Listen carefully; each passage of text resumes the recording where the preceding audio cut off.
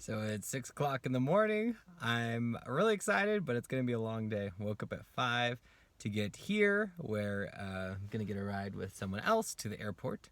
And then we're going to get checked in. And I'm super excited because we are going to Israel. And it's been a lifelong dream of mine, at least since college, to go to the land of Israel and see the place where Jesus grew up and lived his life and did his ministry. And so I'm super excited to see these things firsthand. And I wanted to take this opportunity to share some of the insights and things I get to see and learn with you guys. So I'm also really excited that you get to share in this with me. So we're going to get ready, get loaded up, and then sit around and wait for a long time.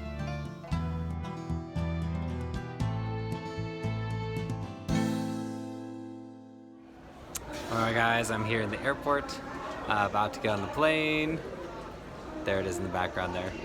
And so, got through security fine, waited here for 2 hours. Now I'm going to get on the plane for 4 hours, then wait there for another 6 hours. But I'm still excited. It's going to be good.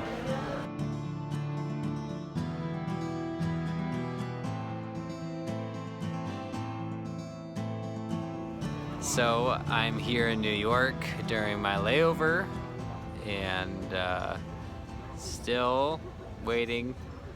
I have to wait 2 more hours to get on the big plane and fly across the Atlantic all the way to Israel.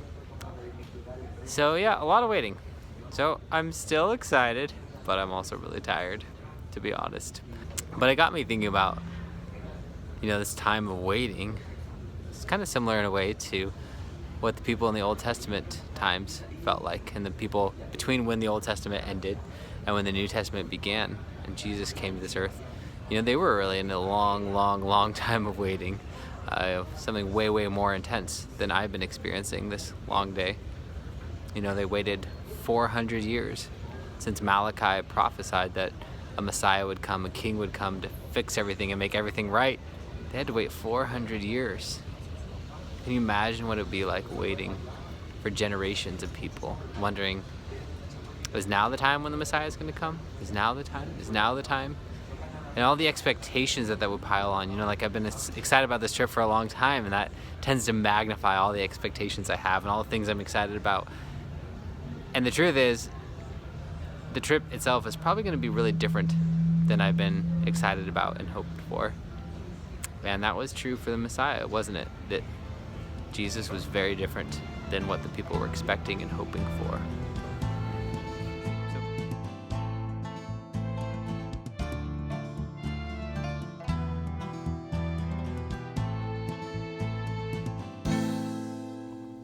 This idea that Jesus was different than people were expecting, I think really helps explain some of the weird things about the Gospels. For example, at the beginning of Jesus' ministry, there are several times where Jesus heals someone and he says, "Shh, don't tell anyone." Now, I think that was because for the average first century Jew walking around, their expectations about what the Messiah was and who he was and what he came to do were so off that the term was almost unhelpful, that Jesus had to redefine it so much that he could barely even use that term because he would just be misunderstood. People would think of a conquering hero who was going to kick out the Romans, and he had come as a suffering servant. All right, about to get on the big flight. It's 10 p.m., pretty tired. It's going to be a 14-hour flight, so I hope I sleep a little bit at least. We'll see.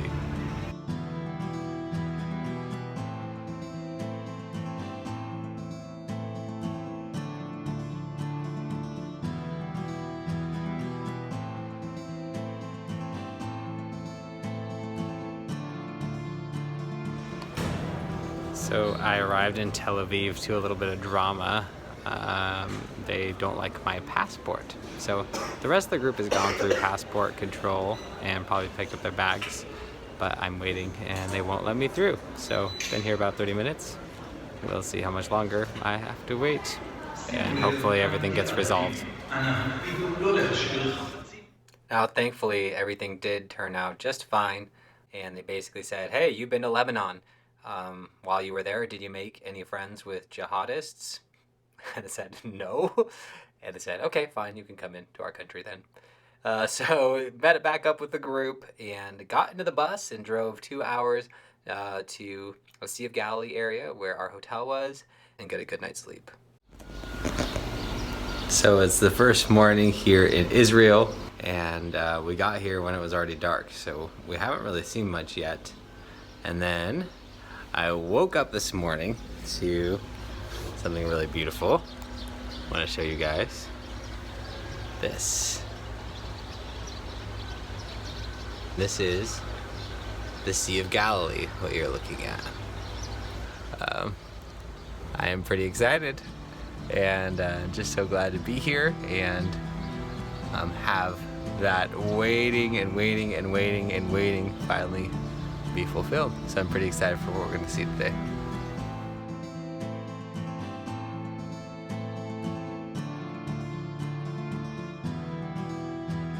So one of the first places we got to go was to Nazareth, which was Jesus' hometown. It's where he grew up.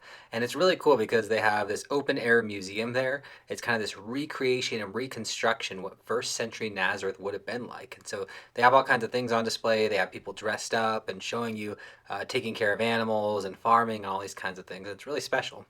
But what's interesting about Nazareth is it kind of provides a case study in one of the main ways that people had the wrong expectations for the Messiah. So Luke records, in the Gospel of Luke, in Luke chapter 4, he records Jesus preaching his first sermon in his hometown of Nazareth and what happens. Here's what it says. Jesus returned to Galilee in the power of the Spirit, and news about him spread through the whole countryside. He was teaching in their synagogues, and everyone praised him. He went to Nazareth, where he'd been brought up, and on the Sabbath day he went into the synagogue, as was his custom. He stood up to read, and the scroll of the prophet Isaiah was handed to him. Unrolling it, he found the place where it is written, "The Spirit of the Lord is on me, because he has anointed me to proclaim good news to the poor. He has sent me to proclaim freedom for the prisoners, and recovery of sight for the blind, to set the oppressed free, to proclaim the year of the Lord's favor." Sounds like a pretty good prophecy. And then he rolled up the scroll, he gave it back to the attendant and sat down.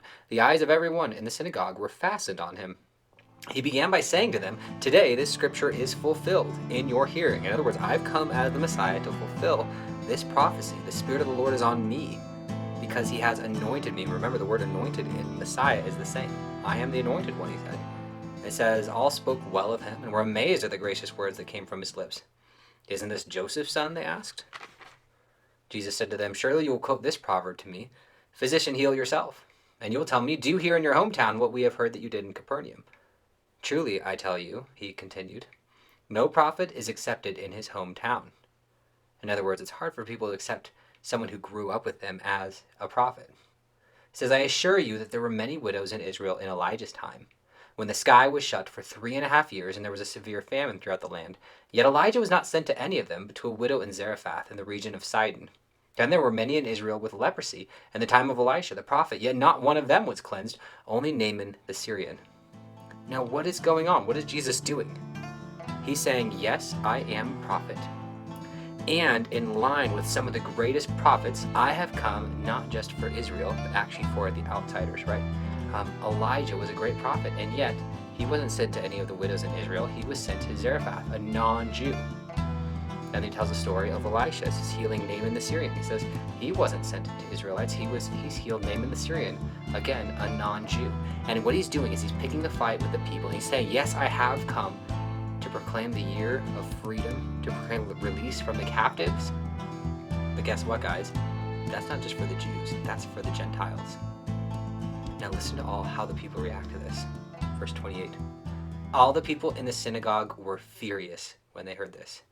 They got up, drove him out of the town, and took him to the brow of the hill on which the town was built in order to throw him off the cliff. They're so angry with Jesus that they want to kill him. And then it finishes by saying, but he walked right through the crowd and went on his way. Why were the people so furious? Because their expectations were for a Messiah that would be for them. An exclusive conqueror. And Jesus says, no, this is not an exclusive thing. This is not us Jews against everyone else. This is actually for the whole world. It's for everyone. And the people couldn't stand that. Again, why? Because their expectations of the Messiah were so off.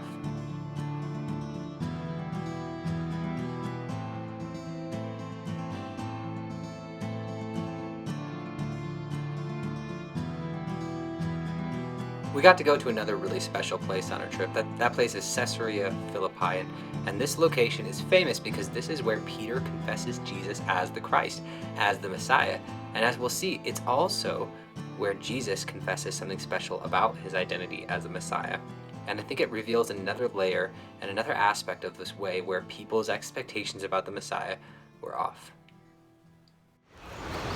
So today I am in Caesarea Philippi, which was also called Banias or Panias, and it was labeled that because here there was a big temple in the area behind me, and there was a big temple there to the god of Pan.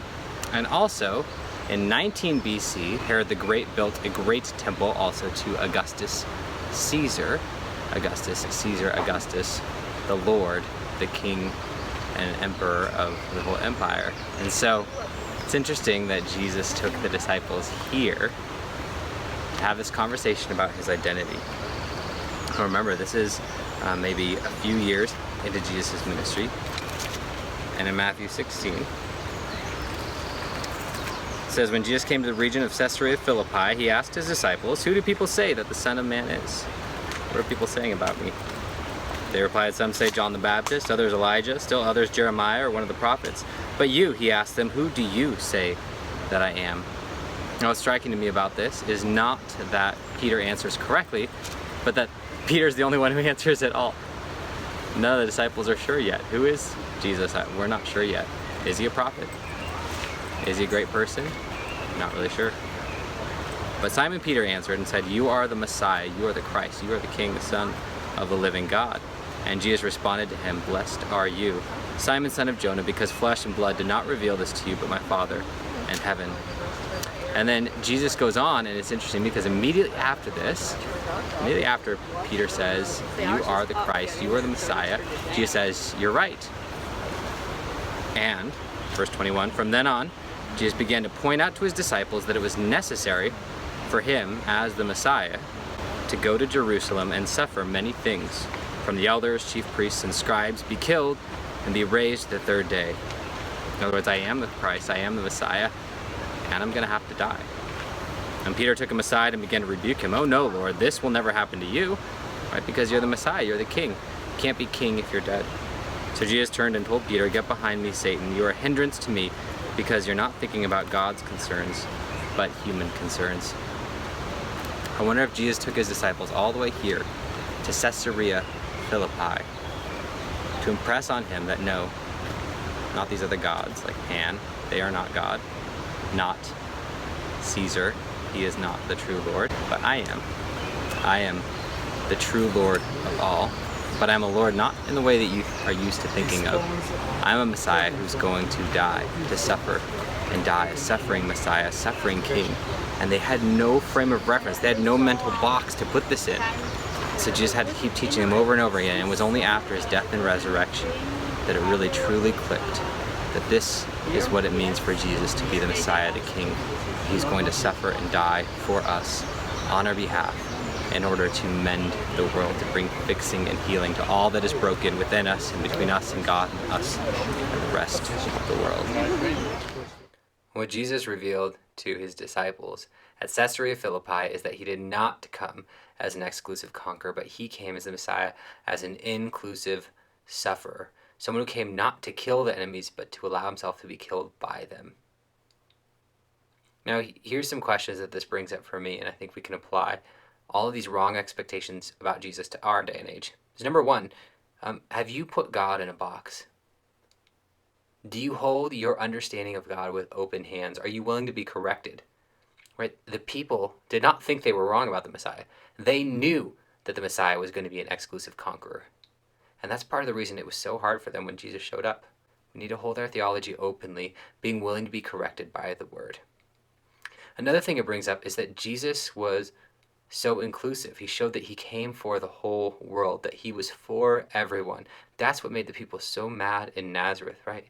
That Jesus had come not just for the Jews, but for the Gentiles as well. And so it brings up the question, who are you tempted not to extend mercy towards? Who is them for you? Who are the people that you're tempted to pray against instead of for? Because here's the truth. If Jesus is for everyone, then we should be too. That means pushing people towards Jesus and pointing them towards him, but we can't exclude anyone if Jesus included everyone. The people were expecting an exclusive conqueror, and they got an inclusive sufferer. Who is Jesus? What does it mean that he's the Messiah? What did he come to do? It means that he came to allow himself to be killed in order to save not just his people, but all people. And that includes you and me.